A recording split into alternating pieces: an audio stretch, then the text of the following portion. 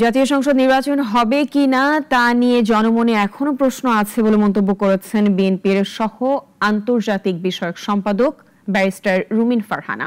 শনিবার ব্রাহ্মণবাড়িয়ার সরাইলে বেড়তলা মাঠে এক জনসভা শেষে সাংবাদিকদের প্রশ্নের জবাবে তিনি একথা বলেন। জানান, জাতীয় সংসদ নির্বাচন নিয়ে স্বাভাবিকভাবেই মানুষের মনে একটি ভয় ভীতির জায়গা তৈরি হয়েছে। কারণ বর্তমান আইন শৃঙ্খলা পরিস্থিতির পাশাপাশি বিভিন্ন রাজনৈতিক দলগুলো নানা দাবি দাওয়া নিয়ে সামনে আসছে। এমন পরিস্থিতিতে নির্বাচন ঘিরে একটি অনিশ্চয়তা কাজ করছে।